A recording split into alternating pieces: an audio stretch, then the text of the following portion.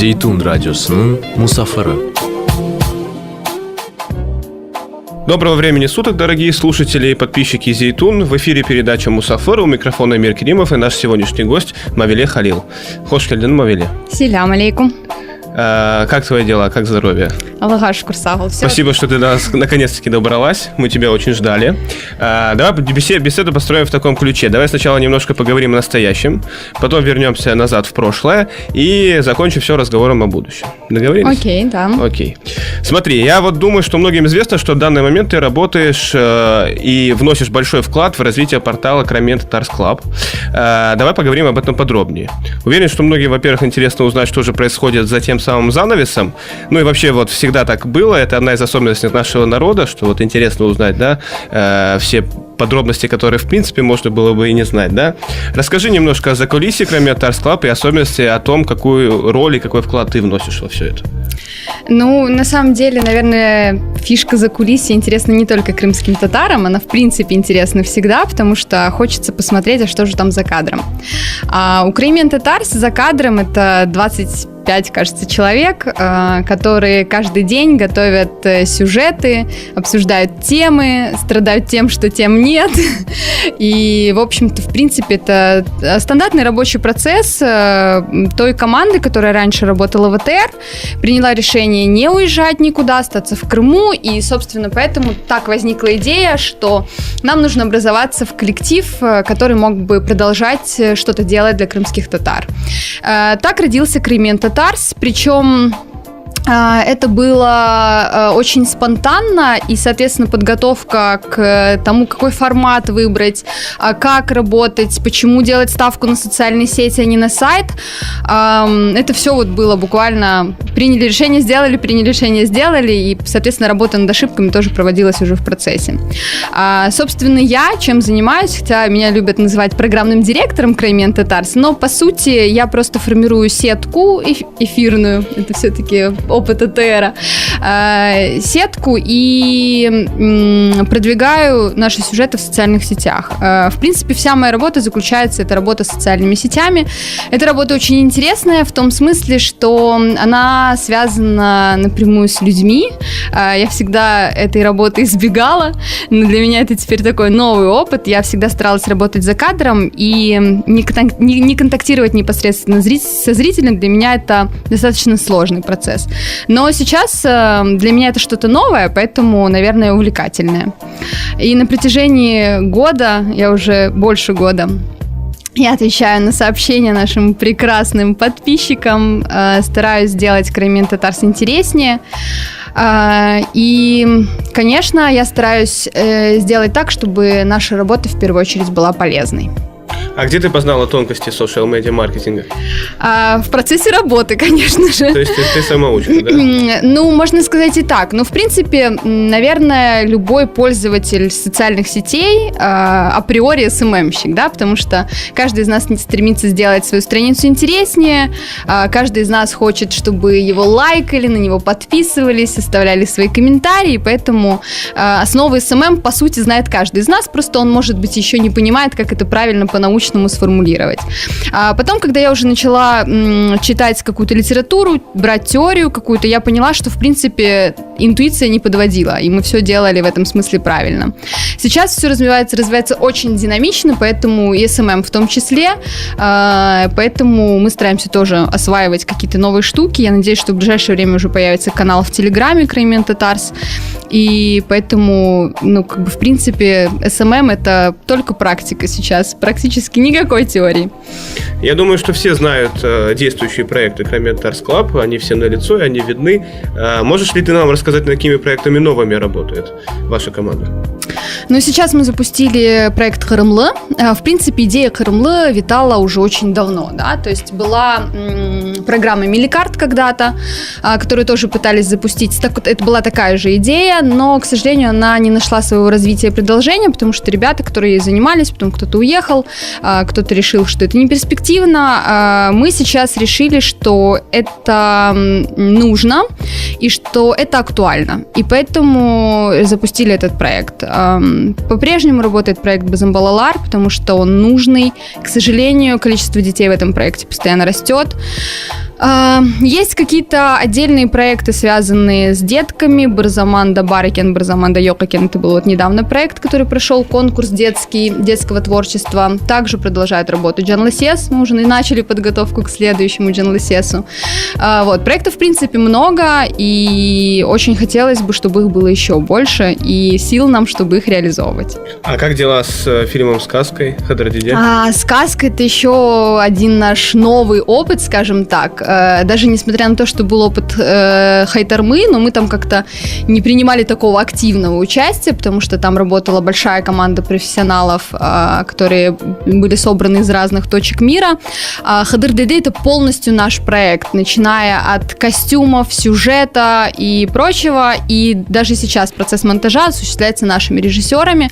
Сейчас как раз идет уже монтаж, собирается рыба сказки, процесс озвучки и так далее. Я надеюсь, что весной мы уже сможем увидеть конечный продукт. Саул, что рассказала нам про то самое закулисье. Знаешь, вот, Мавиле, сложно не заметить, что ты в платке. И в связи, да, как-то так получилось. И в связи с этим мне бы хотелось поднять такую вечно актуальную, но и интересную тему религии. И услышать вот все именно сквозь твою призму.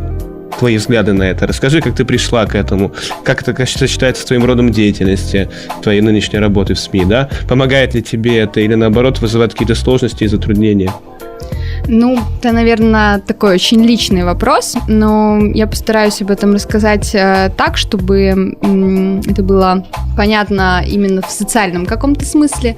Я покрылась, когда мне было 22. Это было абсолютно осознанное решение, на меня никто не влиял. К этому решению я пришла, наверное, путем, скажем так, познания, да, когда ты начинаешь искать ответы на какие-то вопросы, интересующие себя, и находишь какую-то сферу, где эти ответы тебя устраивают, в принципе, они полностью совпадают с твоим мироощущением, ты понимаешь, что да, окей, вот здесь действительно так.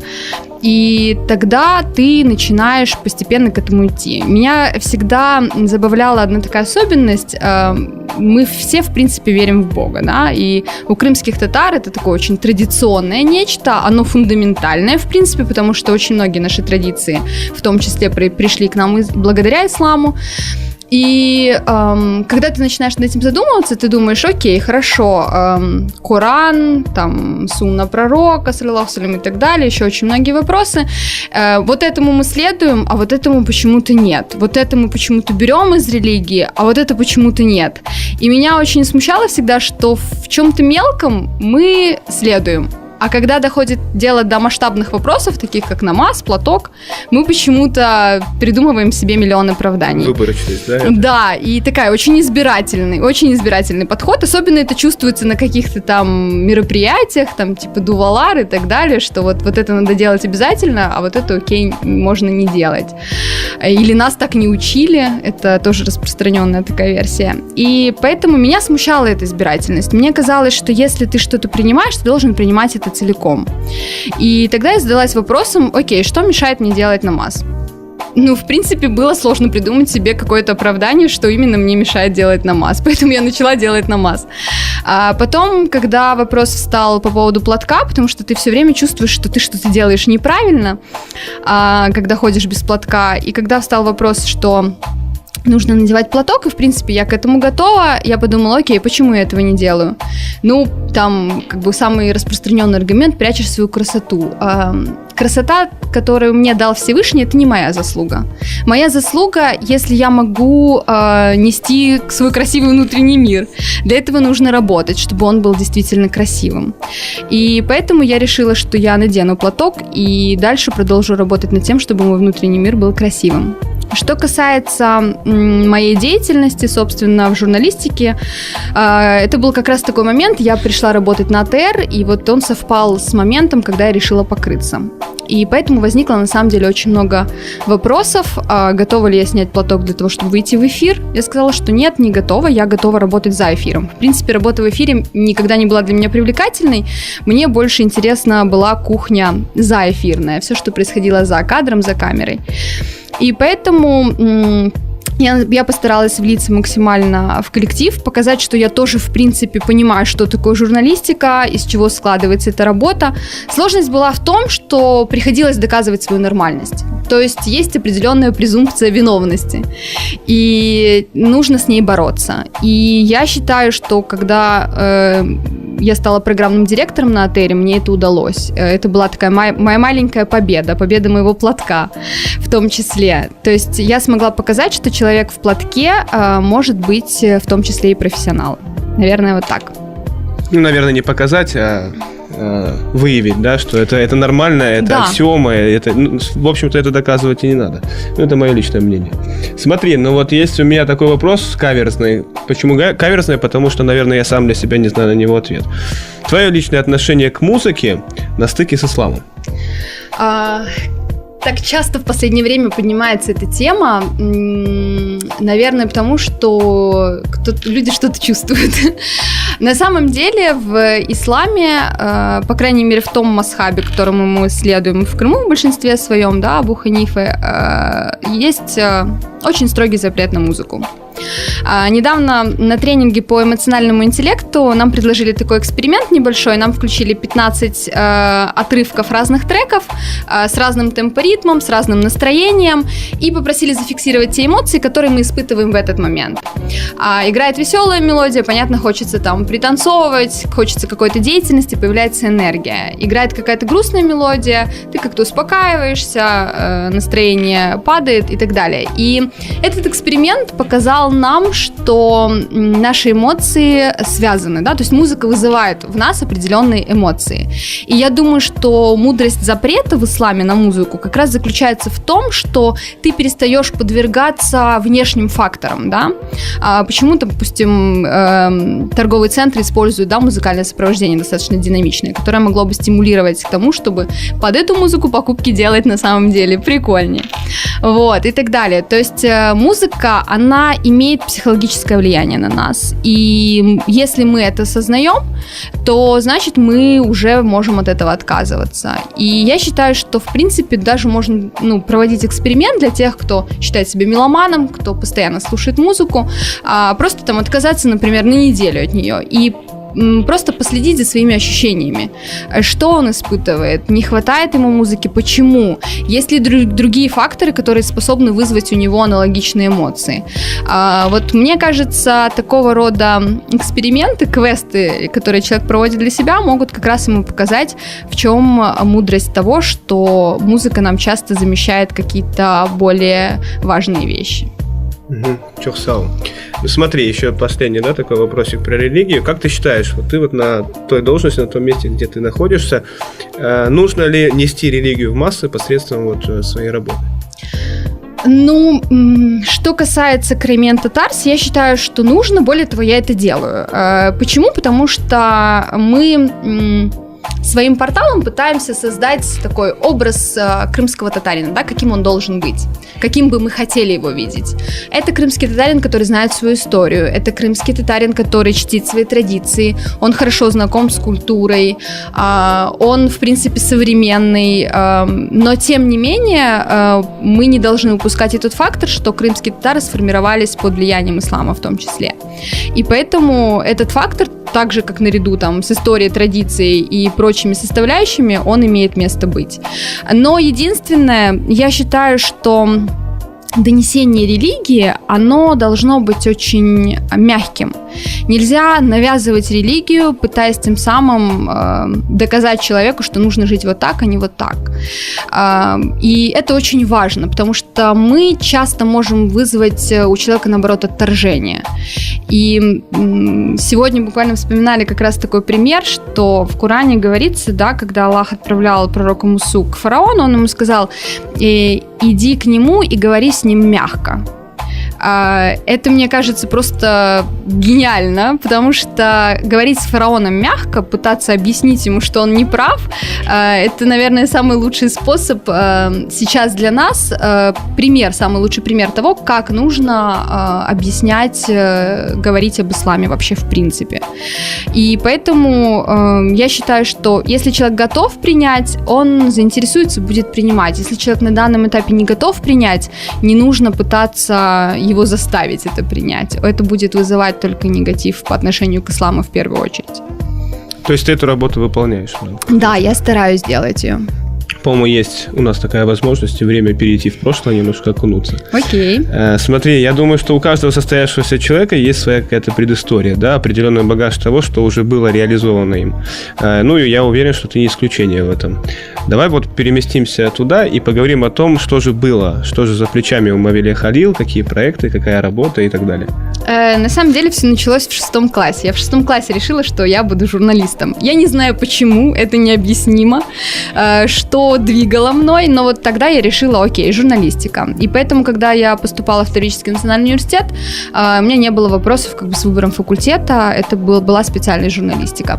В принципе, как и многие студенты этого факультета, я буквально постаралась сразу же после поступления устроиться на работу. Это была газета «Диалог», мне было тогда 16 лет, я очень надеюсь, что никто никогда не прочитает эти статьи, потому что это был ужас, но тем не менее это был опыт, и когда тебя в 16 лет публикует общественно-политическое издание с тиражом там 5000, ты думаешь, я крут, это очень офигенно. И поэтому для меня очень важен был этот опыт, что я начала этот путь с 16 лет. Тогда мне удалось познакомиться с очень многими деятелями культуры, искусства, образования, вообще, в принципе, с интеллектуальной элитой крымских татар. И это, в принципе, наверное, определило дальнейший мой путь в журналистике. Он всегда был непосредственно связан с крымскими татарами. Причем был такой маленький эпизод. На 3 курсе я проходила практику на Новом канале, и мы делали сюжет о моряках, о севастопольских моряках, которые были в плену у сомалийских пиратов. Вот их освободили, мы их поехали встречать в аэропорт. И когда ребята только вышли из аэропорта, понятно, стая журналистов налетела на них. Я смотрела на всю эту картину и понимала, что я не хочу никогда работать в новостях, я не хочу никогда работать на телевидении. Это было ужасно. Я приехала, мне еще нужно было сделать из этого сюжет. Я приехала и сказала, что это такое? Это не профессия, это живодерство какое-то. Не хочу, не буду, я буду печатником всю жизнь. Прошло 2 года, и я работала в новостях на АТР. Как раз с этой мыслью, что я никогда не хотела бы этого делать. Но в любом случае, плюс был в том, что мне удалось попробовать себя в разных сферах и понять, что мне нравится, а что нет. И поэтому и работа в СМИ, и работа на радио, в печатных СМИ я имею в виду, и работа на радио, и работа на телевидении, это была как раз такая уникальная возможность попробовать все направления в журналистике, которые только могли бы быть на тот момент. Это сейчас уже мы говорим о конвергенции, о том, что интернет — это совершенно другая сфера, и нужно по-другому себя вести в ней. А тогда это была классика, и поэтому удавалось в этой классике поработать во всех направлениях. И я считаю, что это очень сильно на меня повлияло, на то, кем я стала сейчас. А какие-то были у тебя переломные моменты в жизни, в работе, о которых можно сказать, вспомнить? Я всегда радовалась тому, что я, когда училась на факультете журналистики, у нас многие ребята на нашем потоке на 2-м, на 3-м курсе понимали, что они вообще не в том кабинете, не у того преподавателя, не на той специальности. И кто-то уходил, кто-то заканчивал, потому что нужно уже закончить, кому-то это было вообще неинтересно, и я радовалась тому, что я нахожусь там, где я хочу быть. Для меня это было очень важно, потому что я понимала, что это время я трачу не зря. Но было несколько переломных моментов, когда я понимала, что журналистика — это не просто там путешествие, это вот какой-то такой очень активный образ жизни. Журналистика — это иногда боль, как оказалось, потому что иногда приходилось снимать такие истории, которые ты потом в итоге проживал сам, пропускал через себя, и это очень тяжелая история. Один из первых сюжетов, который я делала, был об онкобольной девочке. Через несколько лет она умерла, хотя тогда у нее была ремиссия длительная, и я понимала, что такие истории рассказывать, оказывается, очень тяжело.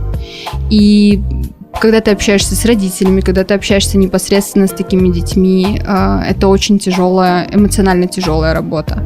И я ушла из новостей в итоге. Я проработала в новостях около 1,5 лет, и я поняла, что я не могу. Я ушла именно вот как раз избегая, наверное, вот этих вот эмоций и переживаний. И потом начала развивать вообще другое направление на АТР и постаралась от новостей полностью абстрагироваться. Больше я к ним, кстати, не возвращалась. Ну, может, еще все впереди. Посмотрим. А есть ли у тебя какой-то девиз вот, или мысль, с которой ты идешь по жизни? Выработала ли ты какой-то такой тезис для себя? Да, я вот совсем недавно для себя открыла такую штуку, что все-таки самое важное и самое ценное в жизни – это наше умение любить и наше умение отдавать. И как раз в процессе рассуждения над этой темой я попала на фильм «Алиса в стране чудес». Это была вторая часть уже. И там была такая очень крутая фраза: «С тобой остается навеки только то, что ты отдал».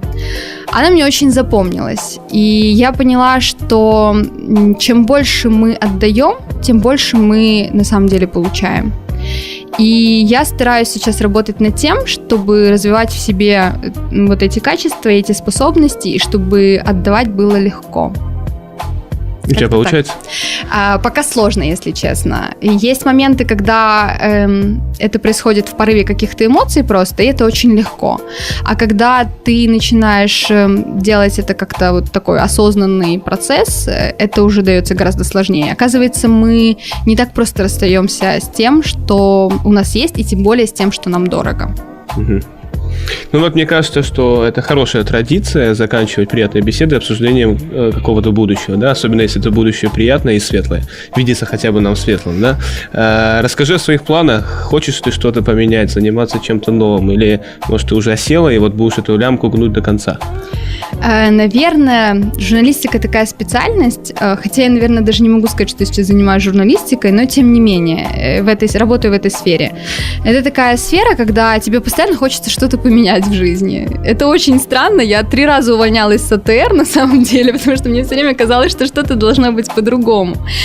Пока я точно для себя не осознала, что со стороны, снаружи ждать какого-то вау нет смысла. Все вау происходит внутри нас. И в первую очередь, если мы хотим, чтобы что-то изменилось, мы должны начать с себя. Поэтому какие-то самые ближайшие вещи, которые я бы хотела изменить, это, наверное, какая-то больше внутренняя работа. Я надеюсь, что потом эта внутренняя работа перерастет в какие-то новые проекты, в какие-то глобальные вещи. Вообще, у меня есть одна такая очень голубая и очень далекая мечта. Я бы очень хотела открыть какой-то благотворительный фонд, который бы занимался там строительством каких-то образовательных заведений. Потому что я все-таки сторонник того, что за родину нужно не умирать, за родину нужно жить. И жить нужно созидая. Поэтому мне бы очень хотелось, чтобы у меня была возможность делиться какими-то своими знаниями, каким-то своим опытом и таким образом вкладывать в свою родину и в те поколения, которые будут здесь расти и развиваться. Ну вот я же немножко готовился, да, перед интервью, и так уж получилось, что я знаю, что ты довольно успешно пишешь статьи, истории. Хочешь ли ты вот в дальнейшем вывести это на другой уровень? Мне кажется, я все еще склоняюсь к тому, что люди, которые их читают, они очень необъективны по отношению ко мне, потому что сейчас в силу развития там интернета для меня лично открылось очень много современных авторов, которые на самом деле пишут гениальные тексты, действительно гениальные. И когда ты начинаешь писать что-то сам, ты понимаешь, что сравнивать, конечно, нельзя ни в коем случае, но ты понимаешь, что где-то ты, может, не дотягиваешь, где-то нужно над чем-то поработать.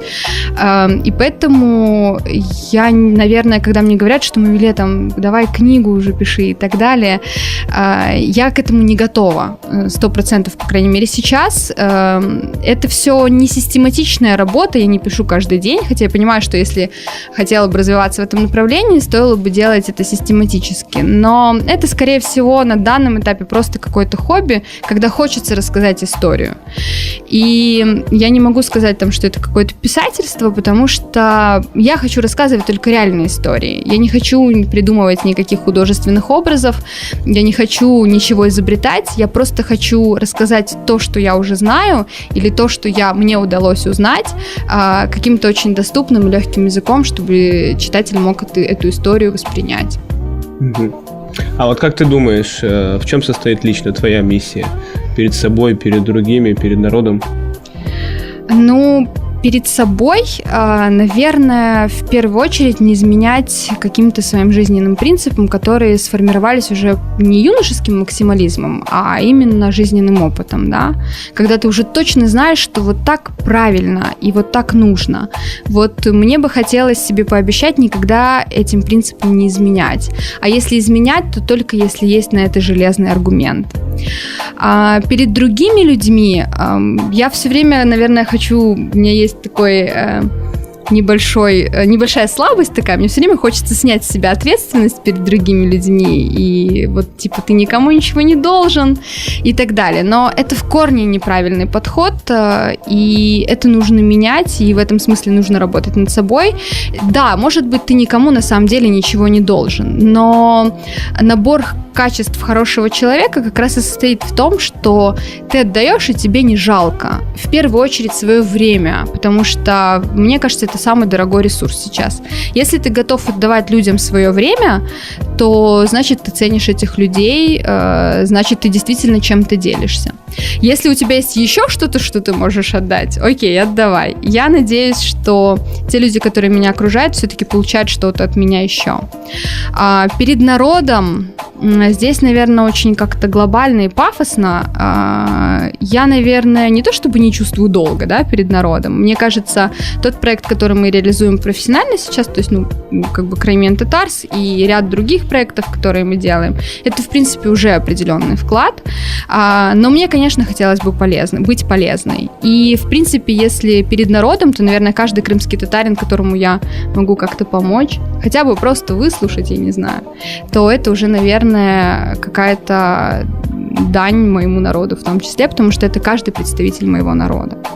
Вот. И я никогда не буду разделять отдельно каких-то людей от понятия народа, потому что мы и есть, собственно, народ. Да. Чох Сау Мавиле, Сау за эту Всем беседу. Сау. На этой ноте, дорогие слушатели, я буду с вами прощаться. Stay with the Tune and stay with Crimea.